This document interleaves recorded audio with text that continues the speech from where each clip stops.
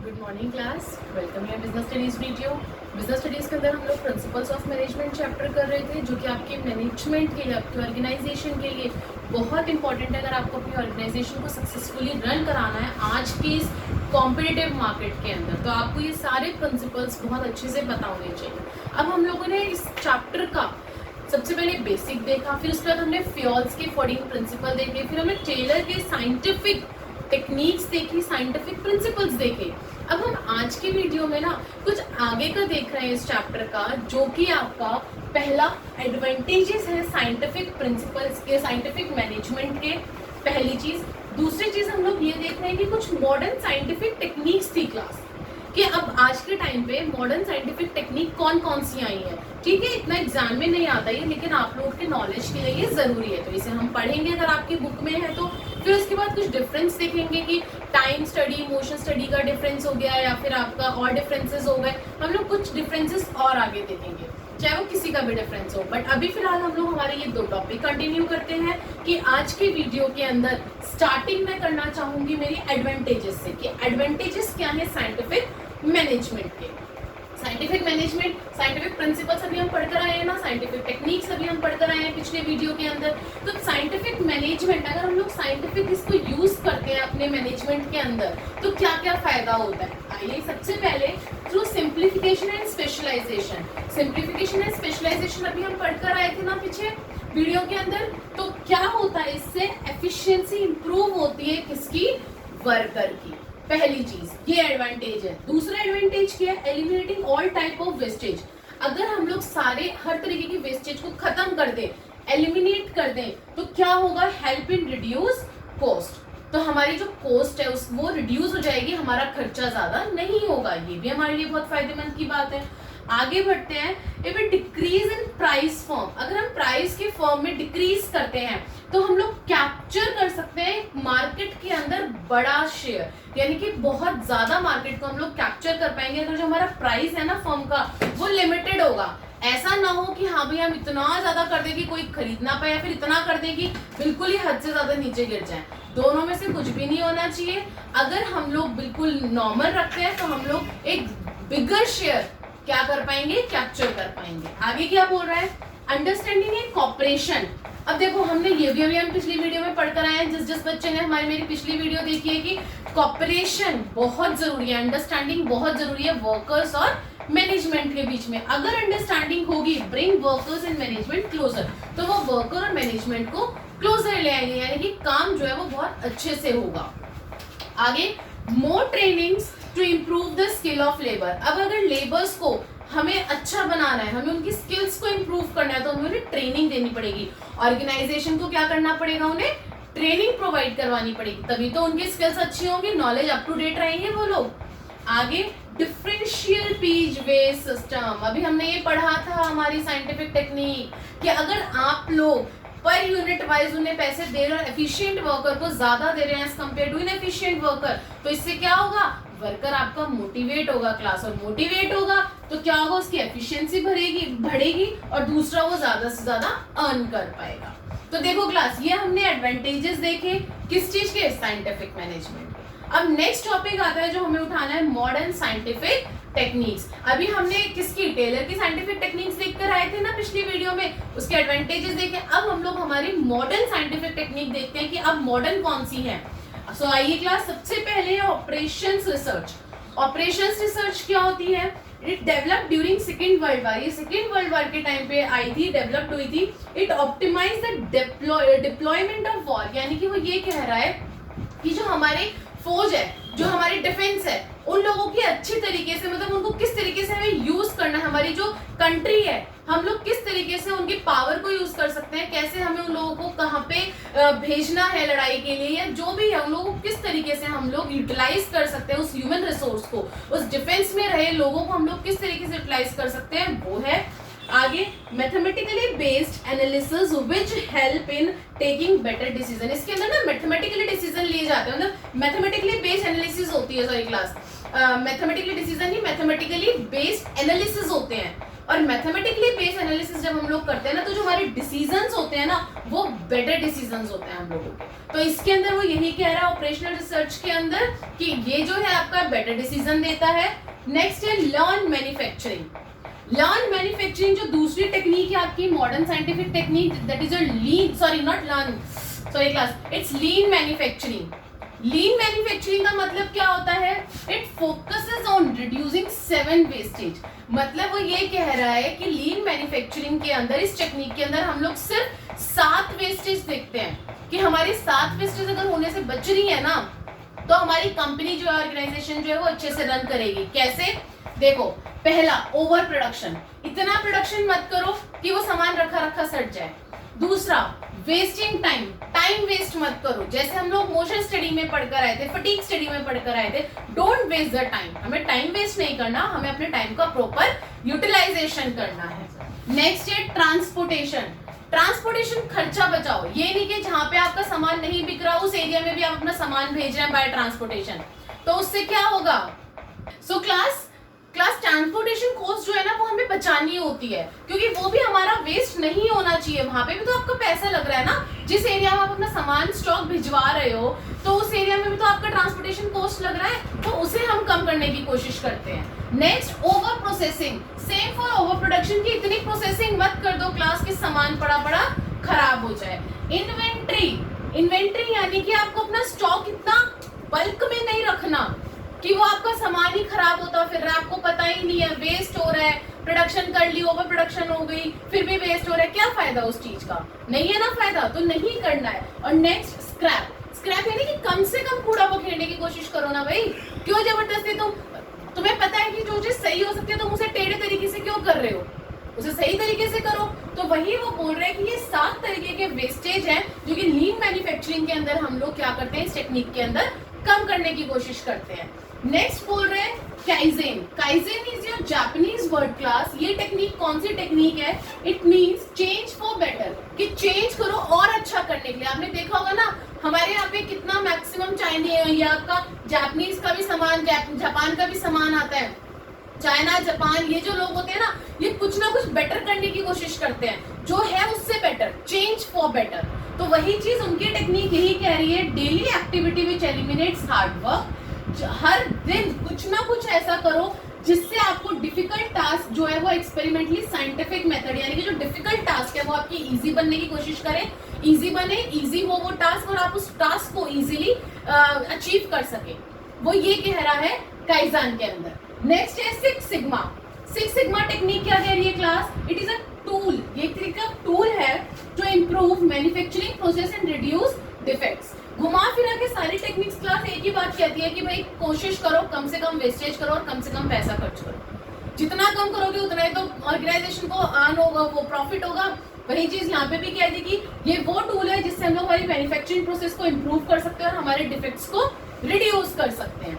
It improving efficiency by reducing quality variations. अब देखो, कभी आप लोगों ने ज्यादा प्रोडक्शन कर दी, कभी कम कर दी, कभी बिल्कुल भी नहीं करी, तो जो वेरिएशंस है ना, ये जो सिक्स सिग्मा है वो इस वेरिएशंस को खत्म करता है। इनकी डिटेलिंग में आपको फिलहाल जाने की जरूरत नहीं है, इनका मतलब समझ लो, वो इंपॉर्टेंट है कि 1 मार्क्स में अगर आ गया तो आप कर सको, लेकिन इतना डिटेलिंग में ये नहीं आएगा कि 1 मार्क्स के ऊपर ही जाए। क्लियर? आगे बढ़ते हैं। Just in time manufacturing. Just in time manufacturing का नाम से मतलब समझ में आ रहा होगा, जस्ट इन टाइम, कि भाई टाइम से मैन्युफैक्चरिंग करो ना, फालतू में क्यों जबरदस्ती ओवर प्रोडक्शन कर रहे हो या फिर लेस प्रोडक्शन कर रहे हो, टाइम के हिसाब से करो। Order raw material when needed. Raw material जब ऑर्डर करो जब जरूरत हो। ये मत सोचो कि हाँ भाई सर्दियां आ रही है तो भाई स्वेटर की तो डिमांड होगी और हमारी कंपनी की तो बहुत ज्यादा होगी, तो फटाफट से पहले से ही रॉ मटेरियल मंगा के रख लो। ये बेवकूफी मत करा करो। चलो आगे। Company does not hold any safety stock. Company को कभी नहीं रखना चाहिए, फायदा नहीं है उस चीज का रखे। हाँ थोड़ा बहुत रखे, बट इतना नहीं कि वो स्टॉक ही खराब हो रहा है पड़ा पड़ा।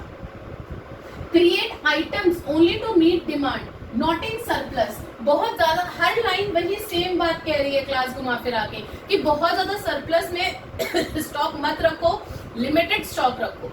सरप्लस में स्टॉक रखने से आपको ही नुकसान होगा, आपकी ऑर्गेनाइजेशन को ही नुकसान होगा, तो इसलिए इतना सरप्लस में स्टॉक मत रखो। इन्वेंट्री मैनेजमेंट एक तरीके से ना, जो जस्ट इन टाइम मैन्युफैक्चरिंग है ना क्लास, ये इन्वेंट्री मैनेजमेंट होती है।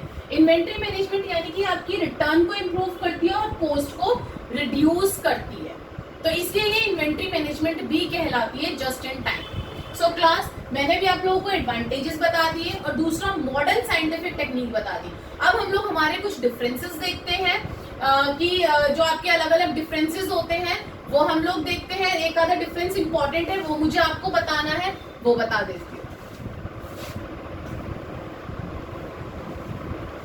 हाँ भाई क्लास, अभी मैंने बताया था ना कि अब हम लोग कुछ डिफरेंसेस देखेंगे, इंपॉर्टेंट डिफरेंसेस, जिसमें से पहले मैंने नाम लिया था time study and motion study. So class, हम लोग टाइम स्टडी और मोशन स्टडी अभी पिछली वीडियो में पढ़कर आए हैं, आप प्लीज पीछे जाकर देखिए, जो इससे पहले वाली वीडियो है उसमें आपको मिल जाएगा कि हमने सारी स्टडीज बहुत अच्छे से पढ़ी थी, लेकिन उसमें से जो इंपॉर्टेंट आपका डिफरेंस लगा वो मुझे ये लगा, इसलिए मैं आपको ये बता रही हूँ कि इन दोनों के बीच में क्या डिफरेंस है। सो देखिए क्लास, सबसे पहले मीनिंग। और क्लास हमेशा एक बात याद रखिए, आप लोग क्या करते हैं एग्जाम में, खाली आप लोग ये दोनों चीजें पढ़ के चले जाते हैं, डिफरेंस का बेसिस कभी ध्यान नहीं देते। अब आप लोग बच्चे नहीं रहे क्लास कि आपको क्वेश्चन दे दिया जाएगा right the difference between time study and motion study. अब आप लोगों को ये कहा जाएगा right the difference between time study and motion study on the basis of purpose, on the basis of method of conducting, on the basis of meaning. इस तरीके से दिया जाएगा, आपकी अपनी मर्जी नहीं चलेगी कि कोई भी उठा के आप लोगों ने लिख दिया डिफरेंस। वो पूछेंगे वो डिफरेंस, जो बोर्ड पूछेगा वो डिफरेंस आपको लिखना है। तो प्लीज बेसिस को ध्यान दिया करो, बेसिस जो होता है वो इंपॉर्टेंट होता है आप लोगों के एग्जाम्स के लिए। सबसे पहले मीनिंग, टाइम स्टडी क्या होता है, जिसके अंदर हम फाइंड आउट करते हैं स्टैंडर्ड टाइम, कि हम लोग हमारा स्टैंडर्ड टाइम क्या है परफॉर्मिंग करने का टास्क हम लोग कितने स्टैंडर्ड टाइम में परफॉर्म कर रहे हैं। दूसरा है motion study, conducted to find out total movement, यानी कि आपका टोटल मूवमेंट देखा जाता है कि एक वर्कर जब काम कर रहा है चेयर पे बैठ के तो वो कितनी बार उठ रहा है और क्यों उठ रहा है, तो टोटल मूवमेंट देखी जाती है वर्कर की while they are performing the job. Next है पर्पस। अब पर्पस के अंदर क्यों किया जाता है, क्या पर्पस है, to find out standard time to fix a fair daily work days work for the worker, ताकि उन लोगों को एक डेली का जो काम दिया जाए ना वो फिक्स हो जाए। ठीक है, अगर आप हमने मान लो उन्हें 20 यूनिट बनाने के लिए दी, हमने कह दिया 20 यूनिट बनाओ, लेकिन उनका जो स्टैंडर्ड है ना वो 10 यूनिट्स का है, तो अगली बार से हम उन्हें सिर्फ 10 यूनिट्स देंगे क्लास। ठीक है, स्टैंडर्ड जो था वो 10 था, हमने फिक्स कर दिया कि हाँ भाई 10 यूनिट्स आप मान लो कि 1 डे में बना सकते हो, तो हम लोग 1 डे के लिए आपको सिर्फ 10 यूनिट्स ही देंगे, 20 यूनिट्स नहीं देंगे 1 डे के लिए। तो यहाँ पे टाइम फिक्स हो गया कि एक दिन के लिए 10 यूनिट है। वहीं पे यहाँ पे क्या है, to eliminate wasteful and unproductive movements of workers to increase their efficiency level. अब एक पर्सन है वो चेयर पे बैठ के मान लो कि 20 टाइम्स वो उठा अपनी चेयर से, और किस काम के लिए, कभी टूल लाने के लिए जा रहा है, कभी किसी चीज के लिए जा रहा है, कभी किसी वो अपने काम के लिए रहा है, लेकिन वो अनप्रोडक्टिव टाइम है, क्यों, सॉरी अनप्रोडक्टिव आपका मूवमेंट है, क्यों, क्योंकि वो सामान उसके पास भी तो लाके रखा जा सकता है ना, जरूरी थोड़ी है उसको उठ के जाना। जो सामान उसके पास लाके रख सकते हैं वो लाके रखो और उसके उस अनप्रोडक्टिव मूवमेंट को खत्म करो, ताकि वो 20 बार भी ना उठे और वो अपनी एफिशिएंसी लेवल को इंक्रीज कर सके, अपनी प्रोडक्शन को बढ़ा सके। नेक्स्ट और लास्ट है मेथड ऑफ कंडक्टिंग। अभी ना कंडक्ट कैसे किया जाता है, कैसे पता चल जाता है हमारा स्टैंडर्ड टाइम कैसे रखे हम लोग, कितनी बार उसने अनप्रोडक्टिव मूवमेंट करी, पता कैसे चलेगा, with the help of stop watch. जो हम लोग टाइम डिसाइड देखेंगे वो अपने हाथ में स्टॉप वॉच पहन के रखेगा, देखेगा कितने देर में कितने उसमें एक दिन में उसने कितना क्या करा या कितने घंटे में उसने कितनी यूनिट्स बनाई स्टॉप वॉच के थ्रू। और यहाँ पे मूवमेंट जो पता चलेगा वो मूवी कैमरा से पता चलेगा, which keeps an eye on workers movement, जिसके अंदर जो कैमरे के अंदर देखते रहेंगे कि ये पर्सन जो है, ये वर्कर जो है वो कितनी बार मूवमेंट करी, इसने अपने चेयर पे से कितनी बार उठा वो। तो इस तरीके से इसके अंदर हम लोग कंडक्टिंग करेंगे। तो ये 3 कुछ मेन डिफरेंस थे आपके टाइम स्टडी और मोशन स्टडी का। आई होप कि आपको समझ में आ गया होगा। अब हम लोग हमारे नेक्स्ट डिफरेंस पे चलते हैं क्लास।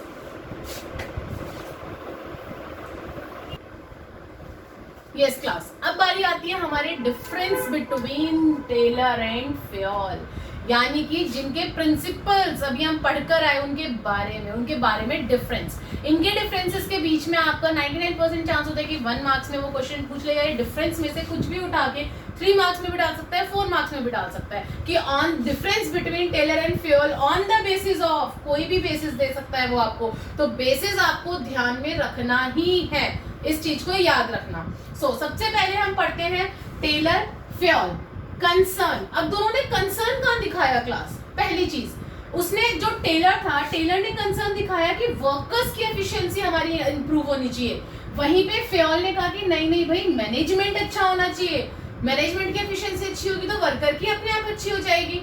दूसरा लेवल, किसने कौन से लेवल को उठाया? जब वर्कर्स की बात आती है तो लोएस्ट लेवल उठाया टेलर ने, और मैनेजमेंट की बात आती है तो हाईएस्ट लेवल को अप्रोच करा फ्योल ने।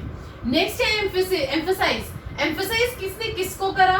टेलर ने करा स्टैंडर्डाइजेशन ऑफ वर्क, कि वर्क का स्टैंडर्ड होना चाहिए, चाहे वो टाइम हो, चाहे वो आप लोगों का कुछ भी हो, प्रोडक्ट हो, आप लोगों का टाइम हो, सारी चीजों का स्टैंडर्ड होना चाहिए। क्या कहते हैं, और दूसरा साइज हो, आपके प्रोडक्ट का साइज का भी स्टैंडर्ड, हर चीज का, कितने टाइप के प्रोडक्ट है, हर चीज का स्टैंडर्ड हो। वहीं पे फ्योल ने बोला कि मैनेजर का जो फंक्शन है ना, उसको एम्फसाइज किया करा कि उसको हमें ज्यादा ध्यान देने की जरूरत है। नेक्स्ट, फोकस कहाँ कहाँ डाला दोनों ने? टेलर ने बोला ऑन एलिमेंट्री वेस्टफुल मूवमेंट्स, जो वेस्टफुल मूवमेंट्स हो रही है ना मोशन स्टडी के अंदर, जैसे भी हम पढ़कर आए थे, उसको खत्म करो। दूसरा उन्होंने बोला saving energy of workers, worker की एनर्जी को बचाओ। क्यों भाई? प्रोडक्शन तो वर्कर कर रहा है, तो वर्कर की एनर्जी को बचाओगे तभी तो मैक्सिमम प्रोडक्शन होगी, तभी हमारी कंपनी को प्रॉफिट होगा। तो इसने बोला कि वर्कर की एनर्जी को सेव करो, प्रोडक्टिविटी को इंक्रीज करो। वहीं पर ही फ्योल ने कहाँ पे अपना फोकस दिखाया कि प्रिंसिपल्स ऑफ बेटर मैनेजमेंट की जो प्रिंसिपल्स हम लोग यूज कर रहे हैं ना, जो रूल्स हम लोग यूज कर रहे हैं, it should be a better for management. और दूसरा, इंप्रूविंग ओवरऑल अचीव स्टेशन, यानी कि हम लोगों को ओवरऑल हमारी कंपनी को देखना है कि भाई हमारा मैनेजमेंट जो है वो ओवरऑल जो है वो इम्प्रूव्ड होना चाहिए। अगर कहीं से भी जरा से भी प्रॉब्लम है, कोई रूल अगर फॉलो नहीं कर रहा है, तो हमारी ऑर्गेनाइजेशन प्रॉफिट अर्न नहीं कर सकती। नेक्स्ट है मेजर कंट्रीब्यूशन। दोनों ने अपना अपना मेजर कंट्रीब्यूशन कहाँ दिखाया? टेलर ने दिखाया वो development of scientific technique and scientific principles. इन्होंने अपना मेजर कंट्रीब्यूशन सिर्फ साइंटिफिक बेसिस पे दिखाया कि साइंटिफिक ही टेक्निक्स होनी चाहिए और साइंटिफिक प्रिंसिपल्स होने चाहिए। वहीं पर फ्योल ने बोला कि there should be 14 principle of general management. भाई तुम जनरल थ्योरी के बेसिस पे अपने जनरल मैनेजमेंट के रूल बनाओ ना, कि मैनेजमेंट को क्या करना चाहिए अपनी ऑर्गेनाइजेशन के लिए, ताकि उसकी ऑर्गेनाइजेशन जो है वो हायर लेवल पे जा सके। इसने बोला फ्योल ने कि 14 प्रिंसिपल्स की डेवलपमेंट होनी चाहिए जनरल मैनेजमेंट की, और इधर से इन्होंने साइंटिफिक के लिए बोला कि साइंटिफिक टेक्निक्स की डेवलपमेंट होनी चाहिए और साइंटिफिक प्रिंसिपल्स की होनी चाहिए। उन दोनों ने इन के बीच में कंट्रीब्यूशन करा। Next, personality. दोनों की पर्सनालिटी क्या थी, टेलर और फ्योल की? टेलर की बात करूं, it developed personality of scientific, ये तो थे ही अपने आप में एक साइंटिफिक लेवल के, और बिकम फेमस एज, क्या नाम दे दिया गया, इनकी क्या पर्सनालिटी बन गई? Father of scientific management. वहीं पर ही फ्योल भी कम नहीं थे। फ्योल क्या थे? रिसर्चर थे और प्रैक्टिशनरी थे, और इनको क्या नाम दिया गया? Become a famous as a father of a general management. Rules तो इनके भी कोई वो नहीं थे कि भाई इनके रूल्स पूरे थे। अगर थ्योरी बेसिस है ये जनरल मैनेजमेंट के, अगर वो अप्लाई नहीं करोगे तो ऑब्वियस सी बात है आपकी कंपनी लॉस में जा सकती है। तो दोनों अपनी अपनी जगह पे बिल्कुल करेक्ट थे। इनकी जो पर्सनालिटी थी वो थी फादर ऑफ साइंटिफिक मैनेजमेंट, और जो फ्योल की थी वो थी फादर ऑफ जर्नल मैनेजमेंट। आगे बढ़ते हैं, unity of command. Unity of command में ये यूनिटी ऑफ कमांड प्रिंसिपल्स याद करिए कि 14 प्रिंसिपल्स में आया था फ्योल के, कि एक एम्प्लॉय के ऊपर एक बॉस होना चाहिए। तो फ्योल तो कहते हैं स्ट्रिक्टली फॉलो करो इसको, कि भाई एक एम्प्लॉय के ऊपर एक ही बॉस हो। एक एम्प्लॉय कितने लोगों की सुनेगा, और अगर एक की सुनी दूसरे की नहीं सुनी तो ईगो क्लैशेस हो जाएंगे। वहीं पर ही अभी हम लोग पिछले वीडियो में पढ़कर आए हैं क्लास, कि जो हमारे टेलर हैं वो ये कहते हैं देयर शुड बी 8 बॉसेस। याद करिए फंक्शनल फॉरमैनशिप, सबसे पहले टेक्निक में यही बताया था फंक्शनल फॉरमैनशिप में, that there should be 8 bosses. बताए थे ना, प्लानिंग प्रोडक्शन और प्लानिंग का और प्रोडक्शन का अलग अलग डिपार्टमेंट, प्लानिंग डिपार्टमेंट और प्रोडक्शन डिपार्टमेंट दोनों को अलग अलग करो। 4 बॉस प्लानिंग डिपार्टमेंट में और 4 बॉस प्रोडक्शन डिपार्टमेंट में। तो उसने बोला 8 बॉसेस होने चाहिए, और इसने फ्योल ने बोला there should be 1 boss. Okay, आगे बढ़ते हैं। एक्सप्रेशन क्या है दोनों का, देखिए techniques are expressed as scientific management. यहाँ पे फिर वही साइंटिफिक मैनेजमेंट की बात आ रही है, लेकिन यहाँ पे क्या आ रही है? Journal theory of administration. यहाँ तो हमने साइंटिफिक लेवल में मैनेजमेंट को देखा, लेकिन यहाँ पे हमने क्या करा, फ्योल ने क्या करा, जस्ट एक जर्नल थ्योरी दिखाई है एडमिनिस्ट्रेशन की। और लास्ट आपका डिफरेंस है क्लास एप्लीकेबिलिटी। कहाँ पे एप्लीकेबल होता है? देखिए इन स्पेशलाइज्ड सिचुएशन। अब जो टेलर ने दिए है ना ये साइंटिफिक है सारे, तो ये कहीं स्पेशलाइज्ड जगह पे होते हैं, स्पेशलाइज्ड सिचुएशन पे होते हैं। लेकिन वहीं पे जो फ्योल के ना वो जनरल प्रिंसिपल्स हैं, जो कि आपके ना ही कंपनी में ऑर्गेनाइजेशन में मैं ये कहूंगी कि आउट ऑफ द ऑर्गेनाइजेशन भी कई बार ये प्रिंसिपल्स हमें देखने को मिलते हैं। तो ये क्या है, आपके यूनिवर्सली है, या आपके हर जगह एप्लीकेबल हो सकते हैं। कोई ऐसा नहीं है कि हाँ भाई जहाँ पे साइंटिफिकली कुछ आपको कुछ प्रोडक्शन करनी है, कुछ मेन चीज है जो एक सिचुएशन, स्पेशलाइज सिचुएशन है, वहीं पर ही आप लगा सकते हो, ऐसा नहीं है। फेयल के आप कहीं पे भी कर सकते हो, यूनिवर्सली होते हैं, और आपके टेलर के स्पेशलाइज्ड होते हैं। सो क्लास, ये बहुत इंपॉर्टेंट डिफरेंस है, प्लीज इसको लिख लेना अपनी नोटबुक में। मैंने बहुत अच्छे तरीके से यहाँ पे एज अ नोट्स यहाँ पे प्रिपेयर करके आपको दिखाया है। अगर आप लोग इसे लिख लेते हैं और यही एग्जाम में लिख कर आते हैं तो आपके मार्क्स नहीं कटेंगे। अब एक लास्ट टॉपिक और बच गया इस चैप्टर का, वो हम लोग उठाते हैं कि इन दोनों में इतने डिफरेंसेस आए, कुछ सिमिलैरिटी भी तो आई होगी क्लास, खाली डिफरेंस थोड़ी ना आया होगा। तो अब हम लोग इनकी सिमिलैरिटी देखते हैं। यस क्लास, अभी हम लोगों ने टेलर और फेयल के डिफरेंस देखे, अब उनकी कुछ सिमिलैरिटी भी देख लेते हैं। जरूरी थोड़ी है कि हमेशा खाली डिफरेंसेस ही होते हैं, सिमिलैरिटी दोनों ने प्रिंसिपल्स ही तो दिए हैं, दोनों ने रूल्स एंड रेगुलेशंस बताए हैं हमारी सक्सेसफुल ऑर्गेनाइजेशन के लिए। सो आइए class, there are the similarities between the Taylor and Fayol. क्या क्या है? पहला, main aim of both principles is maximizing the efficiency. हाँ, फर्क इतना है, एक ने वर्कर की एफिशिएंसी बढ़ाई, एक ने मैनेजमेंट की, लेकिन बढ़ाई तो एफिशिएंसी ना, दोनों का एम तो यही था कि that there should be a maximizing in the efficiency. Second point, both insist on cooperation between employer and employee. दोनों क्या इंसिस्ट करते हैं क्लास कि there should be a cooperation, हमेशा कोऑपरेशन रहना चाहिए, मिलजुल के चलना है। किसको? एम्प्लॉयर और एम्प्लॉय को। अगर दोनों मिलजुल के नहीं चलेंगे भाई, दोनों लड़ते रहेंगे, तो कभी भी काम ढंग से नहीं हो सकता। ठीक है, next, both give more importance to organization interest over general interest. भाई देखो, फेयल ने भी कहा था there should be a subordination of individual, क्या कहते हैं आपका सबऑर्डिनेशन वाला प्रिंसिपल याद करो, क्या था कि जर्नल इंटरेस्ट होना चाहिए ऑर्गेनाइजेशन का, एक सिंगल इंटरेस्ट नहीं होना चाहिए, एक सिंगल पर्सन का, एक एम्प्लॉय का इंटरेस्ट नहीं होना चाहिए। वहीं पे ही टेलर ने भी बोला था अपने प्रिंसिपल में कि भाई इंडिविजुअलिज्म नहीं होना चाहिए, पूरे ग्रुप का इंटरेस्ट होना चाहिए। तो दोनों का एक ही मतलब था कि भाई हमेशा अपने मैनेजमेंट को, हमेशा ऑर्गेनाइजेशन के इंटरेस्ट को प्रेफरेंस दो, ना कि किसी एक एम्प्लॉय के जर्नल इंटरेस्ट को।